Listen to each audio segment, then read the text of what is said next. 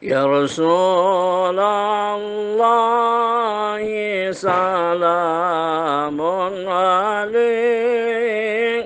Ya Rafi'a syan Ya Rafi'a syan Ya Rafi'a syani wa daraji Bismillahirrahmanirrahim. Alhamdulillahi rabbil alamin. Allahumma salli wa sallim ala sayyidina wa maulana Muhammadin wa ala alihi wa ashabihi ajmain. Subhanaka la ilma lana illa ma 'allamtana innaka antal alimul hakim. Wa la haula wa la quwwata illa billahil aliyyil azim. Qala al-muallifu rahimahullahu ta'ala wa daman naf'a bi jami' ulumihi bidaraini amin. Jamaah sekalian yang dirahmati oleh Allah Subhanahu wa taala, kembali kita melanjutkan daripada amaliyah kita setelah kita bersama-sama membaca Ratibul Atas. Kemudian kita lanjutkan dengan niat kita sama-sama, yaitu talabul ilmi. Mudah-mudahan kegiatan kita dijadikan oleh Allah Subhanahu wa taala sebagai amal ibadah yang diterima, yang dapat menghapus segala dosa dan kesalahan kita, dapat mengangkat derajat kita, dan mudah-mudahan Allah Subhanahu wa taala memberikan keberkahan kepada kita dunia dan akhirat. Amin ya rabbal alamin. Jamaah sekalian yang dirahmati oleh Allah Subhanahu wa taala, bacaan kita pada minggu yang lalu adalah masih di sekitar cabang iman yang ke-50, yaitu tentang berbakti kepada kedua orang tua.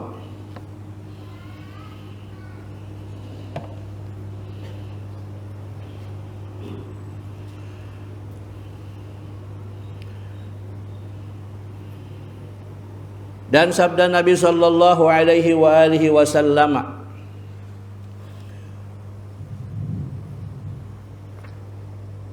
man hajja an walidihi ba'da wafatihi kataballahu liwalidihi hajjatan wa kutiba lahu bara'atan minan nari. Artinya, barang siapa mahajiakan atau berhaji untuk orang tuanya sesudah wafatnya. Jadi orang tua sudah meninggal, lalu si anak ini mahajiakannya, maka Allah Ta'ala menulis atau mencatat bagi kedua orang tuanya sebagai seorang yang berhaji, dan baginya kebebasan, bara'atan, kebebasan daripada api neraka. Nah, jadi kita ini kan, kalau kita mengingat ke masa lalu orang tua kita, banyak sekali yang harus kita kita lakukan dalam rangka untuk mencari yang lebih baik. Ya, kita bahari kan mungkin barangkali waktu kita kecil kada tahu kondisi orang tua kita. Misalnya kita belum diakikahi. Maka ketika kita sudah artinya sudah mampu dan berada, yuk akikah kita, akikah sendiri. Bolehlah, boleh aja. Nah, satu. Yang kedua, barangkali abah mama kita sidin belum sempat berhaji sementara peninggalan banyak mana. Ayo dihajiakan. Dihajiakan gak, diumrahkan gak? Nah, cara menghajiakan atau mengumrahkan itu bisa jadi pian seorang yang berangkat, tapi syaratnya sudah berhaji berdahulu. Jadi si anak ini sudah haji, berangkat biasa pulang. Diniatakan menghajiakan orang tua.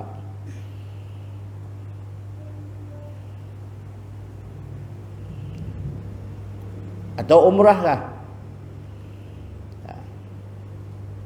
Pas tolak berumrah, seorang sudah juga umrah, tolak biasa atau suruh orang lain. Nah, menyuruh orang lain. Kayak Abdullah bin Mubarak. Sampai ribuan kali sidin berumrah. Bahkan ribuan kali berhaji. Jadi mau dihitung-hitung umur sidin berapa? Padahal bukan gitu, Pak. Haji kan setahun sekali. Tapi sidin berangkatakan tetangga kiri kanan 10 kan 10 kali sidin berhaji. Ya. Berumrah gitu juga. Nah, anak yang menghajakan kepada orang tuanya apabila sudah wafat, maka Allah Ta'ala mencatat baginya itu, orang tuanya itu dapat pahala haji, dan si anak tadi dicatat oleh bara'atan minan nari, dibebaskan daripada api neraka. Apalagi ini kan nyaman jakala. Nah, umpamanya kita bertitip lawan orang, cuman permasalahannya nanti di lapangan tuh lain lagi. Berapa aja badal haji? Kalau hajinya tolak kan mahal. Anggaplah misalkan sekarang 40 juta. Badal haji berapa? 10 aja guru aja umpamanya. Tadi mah 10. Sampai ke Makkah, ada kan hakun menggaweakan badal haji nah. Apa 7,5 aja. Terimanya pula lain seikong nih di Makkah teh. Carinya kawan pulang, kawan gak ada badal haji nah 5 juta aja. Tok kawan pembekesah nang gitu di Makkah kan banyak banget tong ojek teh. Ya alhamdulillah aja bang digawiakan tuh, alhamdulillah. Tapi ujar nang paguruan bah, nang gawian nang kayak itu tah, bulik ya ke benua. Kadang apa-apa, habis pakai juga. Itu banyak benar tak? 10 juta turun jadi 7,5, turun jadi 5, akhirnya 2,5. Ada di sana pulang daripada pakai itu hajiakannya juga dapat pahala haji juga dapat. Mengkawat tuh lah cari orang artinya mengkawat seorang tolak. Tapi mun sudah menjulung tuh kan dosa maitih lagi digawe orang kada-kada. Mbah di dalam bab niat tuh ada kalau hadis Nabi dah nang simaan lawan si Yazid teh. Kakeknya itu sahabat, anaknya sahabat, cucunya sahabat.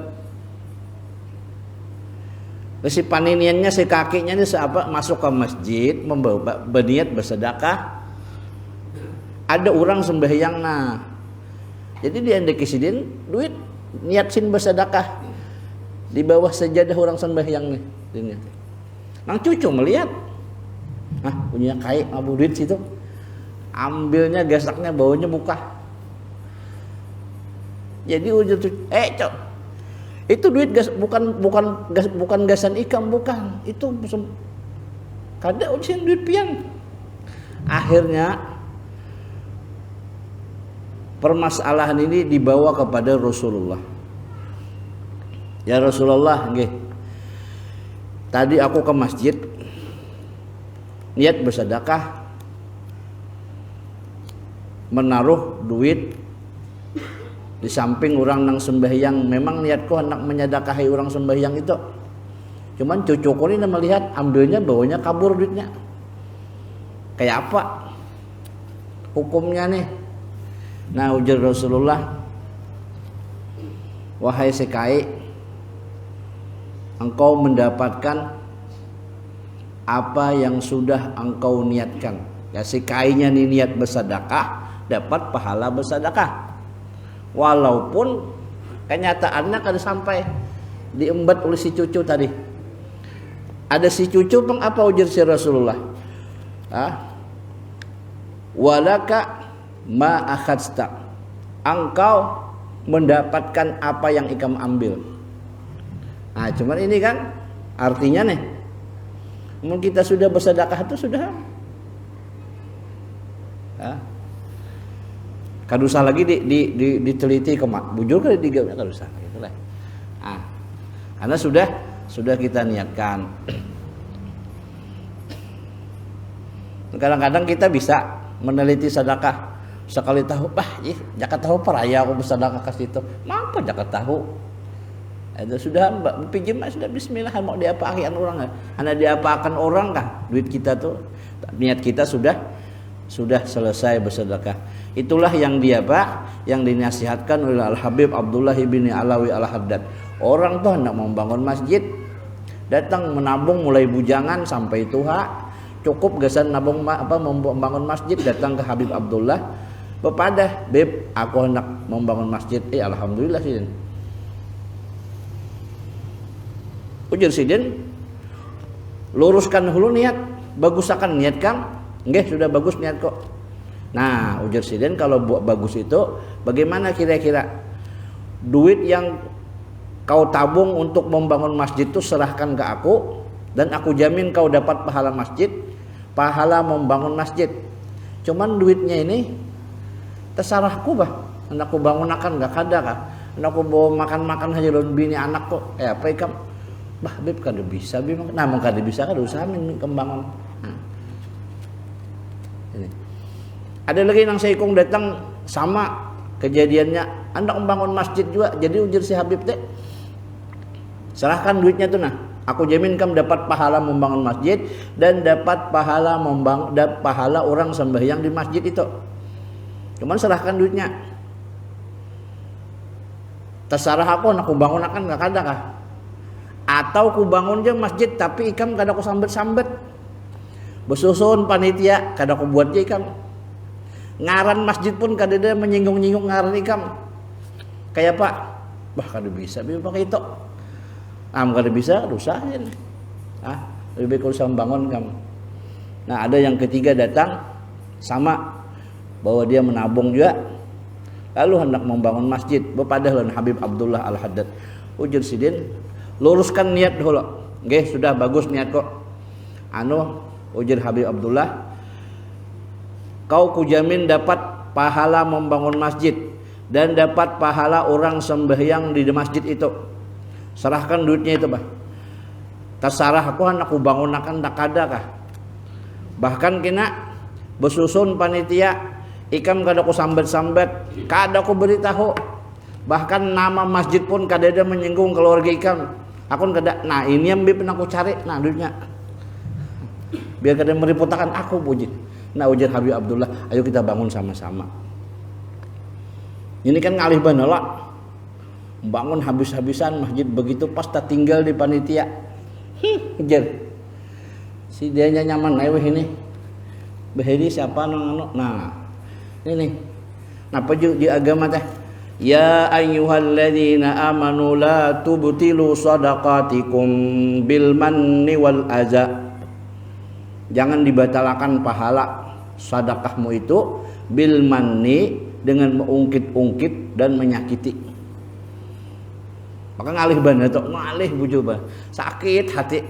Buju bang habis-habisan pas tak kucil seorang sambet orang kada, dibuat orang panitia kada. Jadi imam pun kada juga. Jadi amun kita sudah tahu kan itu kan apa-apa ya sudah.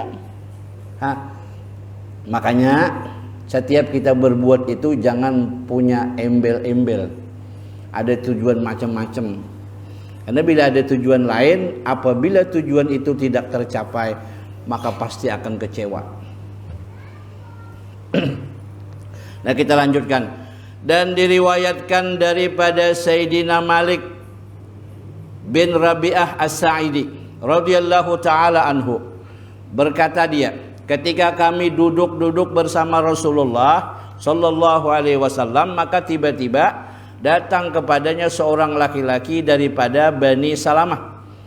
Kemudian ia bertanya, wahai Rasulullah, adakah jalan kepadaku untuk berbakti kepada orang tuaku setelah mereka meninggal dunia?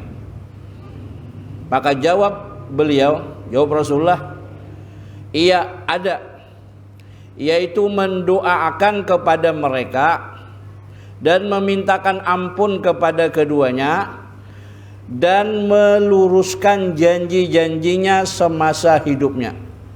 Kalau ada janji orang tua, berjanji orang tua kita nak mencairna kayak kena proyek nih, ngatakan nyumbang madrasah, nyumbang masjid misalkan, tiba-tiba meninggal, proyeknya cair. Nah, janji orang tua itu dilaksanakan. Jangan anak pada tahu menahu nyawa ini ada hukum tewas.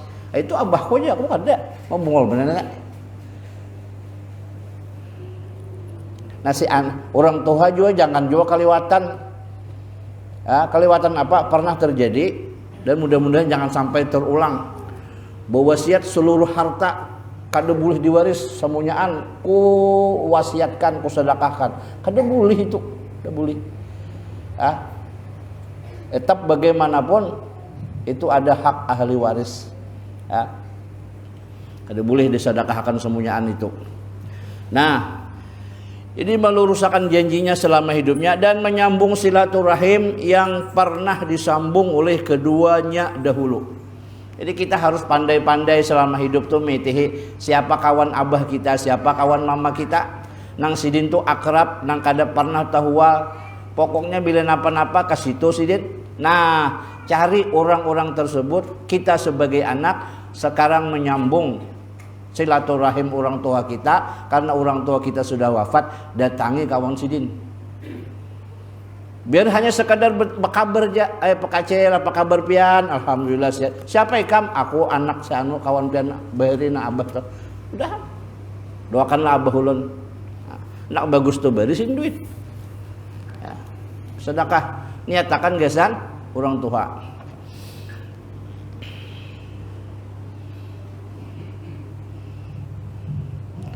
Dan di dalam kitab Jauharul Mauhub disebutkan, diriwayatkan daripada setengah ulama bahwasanya di antara sebab yang membawa kepada mati suul khatimah ada empat macam. Satu, memudahkan dan meringankan sembahyang. Meringankan sembahyang, menggampang-gampang sembahyang. Ini makanya kita berhati-hati. Maksud meringankan sembahyang ini nang kayak apa? Kita ini kan tahu beritaan bahwa hukum sembahyang itu wajib. Lalu misalkan orang ini kada sembahyang, tapi nggak ada komen sama sekali. Ada ya. Kenapa kada sembahyang? Belum terbuka lagi. Umpamanya itu satu kalimat belum terbuka hatiku lagi. Tapi kalau misalkan kenapa pengen ke sembahyang? Apa sembahyang? Nah itu tekona itu. Itu yang dimaksud meremehkan sembahyang.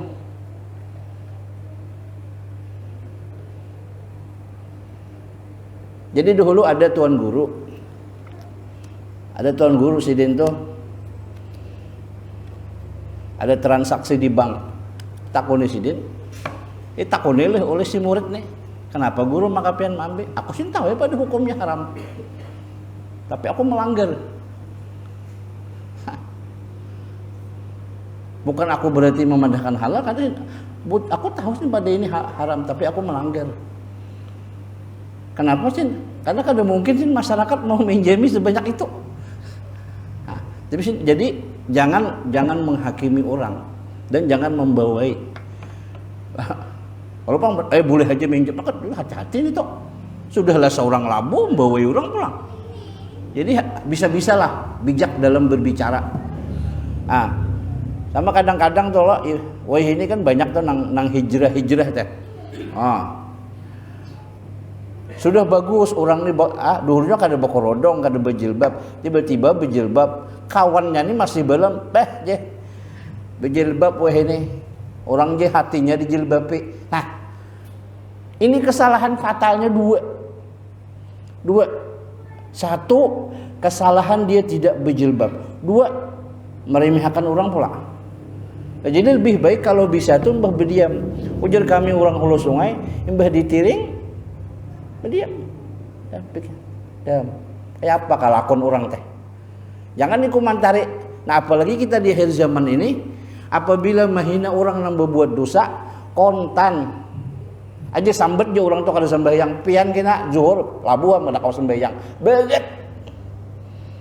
Apalagi misalnya tersambet orang nang gawian misalkan tiap malam sembahyang tahajud, pas tersambet orang, tengah malam borat badan, kenapa? Kada kawa bergerak nah. Jadi dalam hal menggampang-gampang sembahyang ini atau meringan-ringankan sembahyang ataupun hukum apapun, ketika itu berkaitan atau dilakukan oleh kita harus bijak dalam berucap. Artinya bahwa hukum ini tahu aja wajib, tapi kenapa maka adalah ya. Misalnya tadi belum terbuka lagi aku hati umpamanya lah. Nah, kada umpamanya.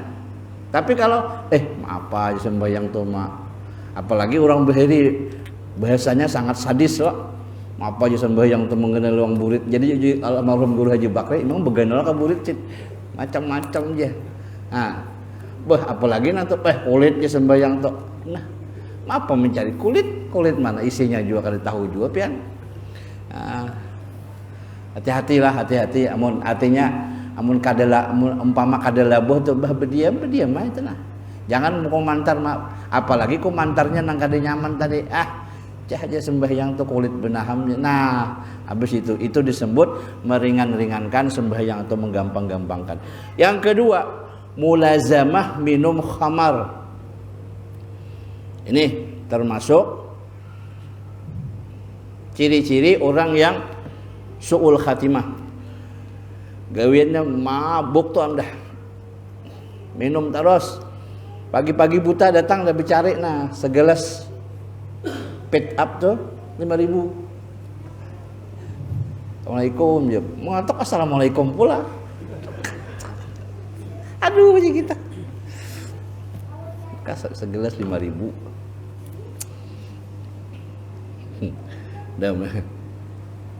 Amun ada lah tetangga kita nang berjualan nang kayak itu bah. Pan secara bersalah tok ditagur salah. Masalah kena kada ditagur mata melihat.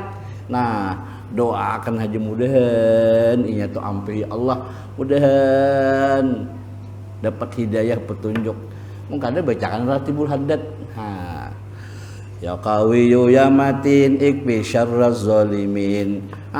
Itu dibacakan. Hampir gini berjualan. Pas di akhirat kalau kena catatan saling banyakan, gawian hari-hari mabuk, protes lawan malaikat. Malaikat, ini salah catat nih. Lo salah catat gimana? Aku seumur hidup kada pernah minum nenek. Jadi malaikat kada pernah pangpian minum, tapi pengen menjual.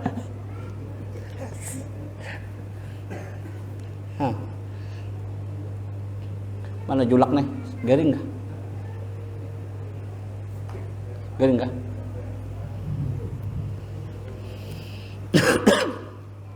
Ada panah tapi menjual lah. Kemudian yang ketiga durhaka kepada orang tua. Durhaka kepada orang tua. Yang keempat menyakiti atau menzalimi akan orang yang muslim, menzalimi orang. Dan berkata Al-Imam As-Suyuti rahimahullahu ta'ala, barang siapa berkata-kata pada ketika azan, yakni dengan perkataan dunia, maka ditakutakan akan mati su'ul khatimah.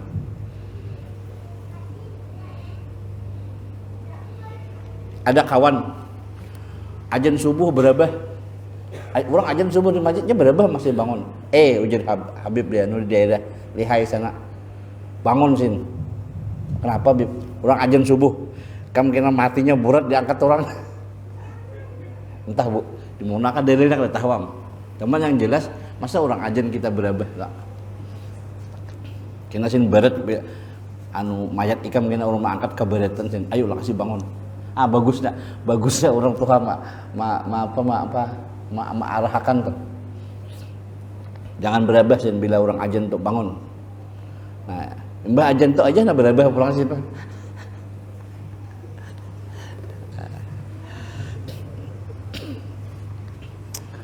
Dihikayatkan bahwasanya Sayyidina Ali Zainal Abidin adalah orang yang paling berbakti kepada ibunya, sehingga beliau tiada pernah makan bersama ibunya. Kemudian ditanya orang, kenapa engkau tiada pernah terlihat makan bersama ibumu? Maka jawabnya, karena aku takut mendahului tanganku kepada makanan, sedangkan ibuku menghendaki makanan itu juga. Bang alih banan nilai makan lawan mama lawan abah tombay, bayi ambil iwak pas tombay tangan mama aja sin, ambil toh, itu orang tua, cuman kita aja kurang beradab kali lah. Tapi mun sudah orang tua itu kan artinya aja kan bapak, nanti kan ada sangkut hukum nih toh. Nah, tapi mun orang tuanya ikam nih beli dahulu pada, nah itu repotan tak. Nah jadi cuman sidin daripada hati-hatinya tuh supaya jangan sampai terjadi pas ujar sidin aku mau ambil makanan ibu hendak dulu itu nah lebih baik aku kadusa sempat makan beumbai lawan orang tua ya. Saya ada bisi peguruan ngaran sidin Abdul Halim Ridwan dari Mesir. Sidin itu bisi anak sudah umur 40 dan jenderal, anak sidin itu jenderal. Tapi sampai anak sini usia 40 bahkan sudah jadi jenderal itu tidak pernah makan itu masing-masing, selalu tepat waktu dan beumbai. Bila kada tunggui, umanya ku ngalihnya. Sekongnya kada datang tungguisin. Jadi bila makan harus beumbai berataan. Kita nih asal lambat sedikit, biar mikirnya nyamannya berduduk. Nah itu kenapa? Karena di dalam makan itu ada keberkahan ya. Jadi dan ingin mengambilnya maka jadilah aku durhaka kepadanya. Jadi ujar sidin, daripada suatu saat nanti aku mengambil makanan yang ku kehendaki sementara ibuku juga menghendaki makanan yang sama taumbai, maka aku kada nyaman dengan perasaan ibu itu. Jadi sidin siapa? Ali Zainal Abidin tidak pernah terlihat makan bersama-sama ibu beliau. Dan dihikayatkan ada seorang gulam Yahudi yang membantu Rasulullah sallallahu alaihi wasallam. Maka isyawe tersambung minggu depan. Al-Fatihah. A'udzubillahi minasyaitonir rajim. Bismillahirrahmanirrahim. Alhamdulillahirrahmanirrahim. Maliki yaumiddin. Iyyaka na'budu wa iyyaka nasta'in. Shiratal mustaqim. Shiratal ladzina an'amta 'alaihim ghairil maghdubi 'alaihim. Amin. Amin. Bismillahirrahmanirrahim. Alhamdulillahirabbil alamin. Allahumma shalli ala sayyidina Muhammad wa ala ali Muhammad. Rabbana anfa'na bima 'allamtana wa 'allimna ma yanfa'una wa zidna ilma. Alhamdulillah ala kulli hal wa na'udzuka min kulli hali ahlina bi rahmatika ya arhamar rahimin. Wa sallallahu ala sayyidina Muhammad. Alhamdulillahirabbil alamin.